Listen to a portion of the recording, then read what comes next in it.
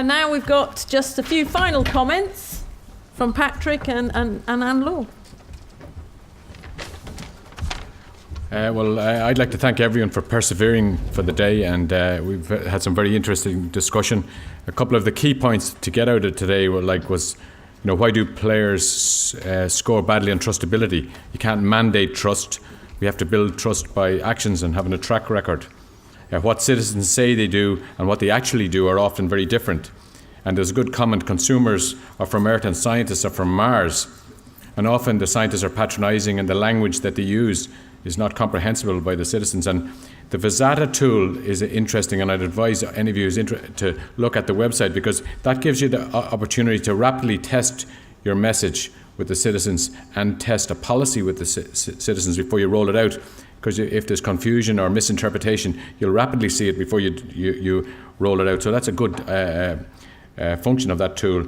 The average EU citizen. What is the average EU citizen? We're not homogenous, and there's huge differences between member states and within member states in culture, language and risk aversion. And there's a major split in society re the media channels that they're using.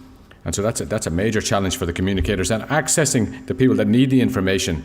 I mean, in Canada in 2008, they had an incident with contaminated processed meats with Listeria monocytogenes, and 11 people died after the recall. And the agencies said, well, we put the message up on our website, but they were all elderly in old folks' homes who didn't log on before they made a ham sandwich. So you really have to think about the channel you're going to use. We were lucky to have Mary on the team, to see what the concerns of the US citizens. They're exactly the same as the EU, but we talked a lot about science-based regulations and science-based communication, but there seems to be a different science in the US. So whose science? Like, they have growth promoters in cattle, in beef production. That's not safe in the EU, so that's a challenge for us. Which science do we use? Using the tweets to drive people onto the official websites seems to be a good strategy. We heard a lot about uncertainty, and science is the process of discovery, which is challenging for us.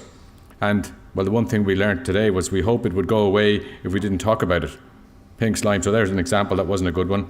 We've heard a lot about peacetime and interaction in peacetime, and the journalists are the professional communicators, and we'll educate them in peacetime. But often, whenever there's a controversy, there are issues about accountability and mismanagement. So it's not a love-in. And so often there's a confrontational element to the coverage if people aren't doing their job right. So it's not a love-in. So we can have a relationship in peacetime, but it might fragment in the crisis situation. The one good thing about the FoodRisC that I found was the synergy to be gained by multidisciplinary working. And when you have social scientists and behavioral economists and psychologists and food scientists and epidemiologists and communicators working together, the outcome is phenomenal. And so I think actually it's been hugely beneficial for all of us. We were very lucky to have Anne-Laure and Laura involved from EFSA, because they were gave us constructive criticism at times if they thought that we were hiding in an ivory tower and some of the stuff wasn't practical. And that was important, because Alan Riley talked about practical deliverables, and that's important. And I'd like to thank our colleagues in FP7 who funded the research. And basically, FP7 has a huge role to give us an evidence base for policies and evidence base for practice, to fund research that helps DG Sanko and helps EFSA. And so I think actually the FoodRisC project is a good model. Did we find all the answers? We found some answers. We've actually outlined how difficult the situation is, but as Alan Riley highlighted, the thing is evolving so rapidly that you couldn't keep up with it nearly. So the more research, the better. And we should be using all the intellectual brainpower that we have in the EU to help us resolve the issues, because we just are one spoonful away from the next food scare. So I'd like to thank everyone, and thank you today. Thank you. I'll give Anne-Laure, since she's the communicator in the front line, the last word.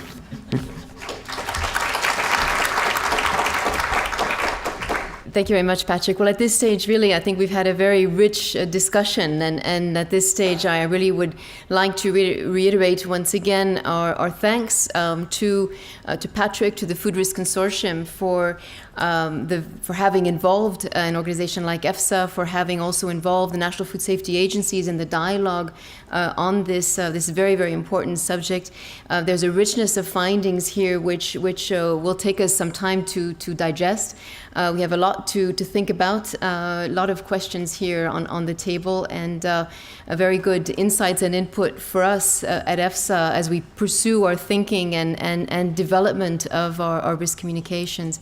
I hope that there will be future occasions to pursue the kinds of discussions that we've had today in this very pluralistic, multidisciplinary approach, confronting each other's thoughts, ideas, and evidence, because it's in this way that we can best progress and learn in this very challenging area of risk communication. So really, once again, thank you to the FoodRisC Consortium for such a strong contribution to this very important field.